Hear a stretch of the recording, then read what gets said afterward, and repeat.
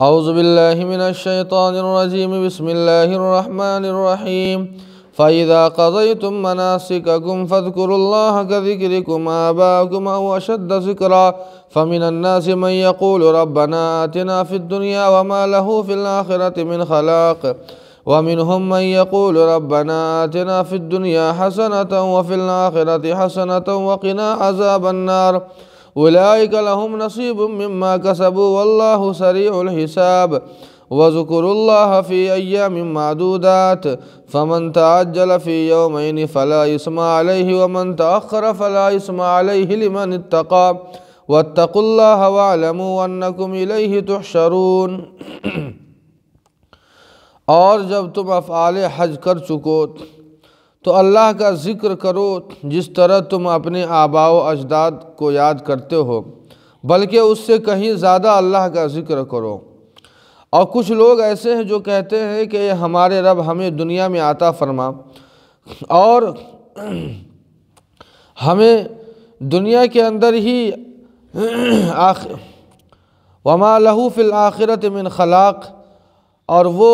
جن کے لیے آخرت میں کوئی حصہ نہیں ہے۔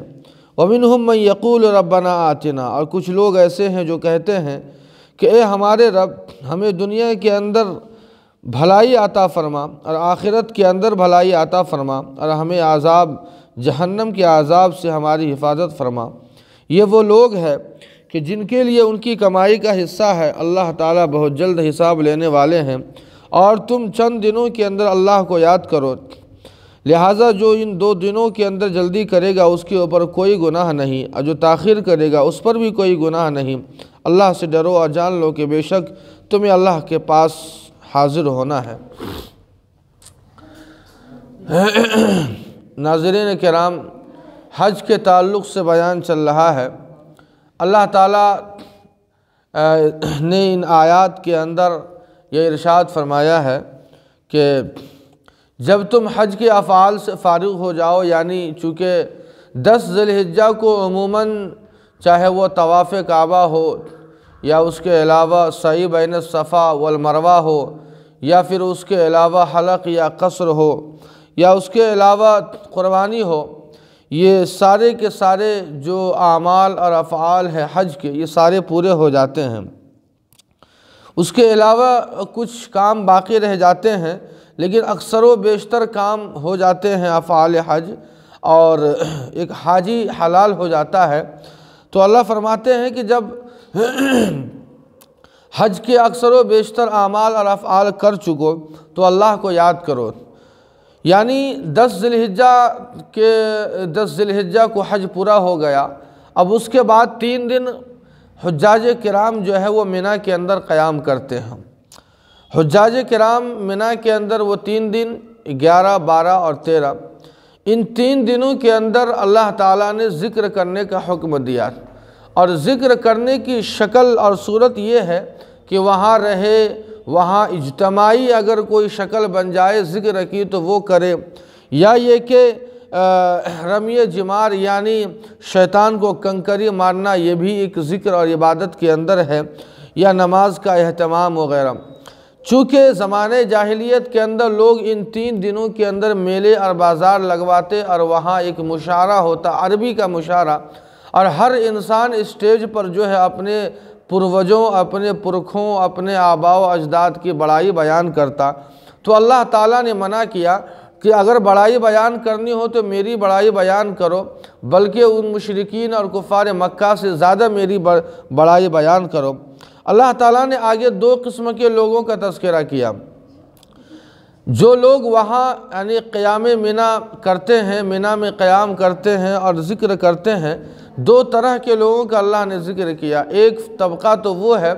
جو کفار مکہ اور مشرکین مکہ کا طبقہ ہے، جو صرف دنیا مانگتے ہیں اپنی دعا اور عبادت کے اندر کہ اللہ تعالیٰ مجھے جو دینا ہو دنیا کے اندر ہی دے دے، مجھے آخرت میں کچھ نہیں چاہیے، ان کے لیے آخرت کا کوئی حصہ نہیں ہے۔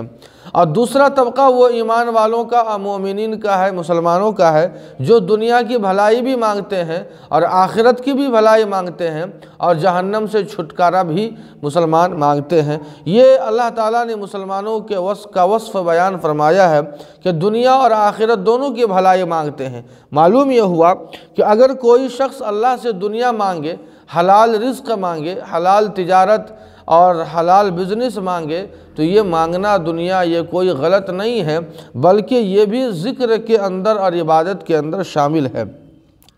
اللہ فرماتے واللہ سریع الحساب، اللہ بہت جلد حساب لینے والے ہیں۔ اس کو دو معنی ہیں، ایک تو یہ ہے کہ جب قیامت قائم ہوگی اللہ تمام لوگوں کا حساب لیں گے تو اللہ تعالیٰ کو وقت نہیں لگے گا لوگوں کا حساب لینے کے لیے، اور دوسرا مطلب یہ ہے کہ اللہ یہ فرمانا چاہتے ہیں کہ دیکھو انسانوں، قیامت بہت جلد آنے والی ہے اور حساب و کتاب بہت جلد ہونے والا ہے، اس لیے تم تیاری کر کے رہو اور مرنے سے پہلے مرنے کے بعد کی زندگی کی تیاری کرتے رہو۔ آگے اللہ نے بیان فرمایا کہ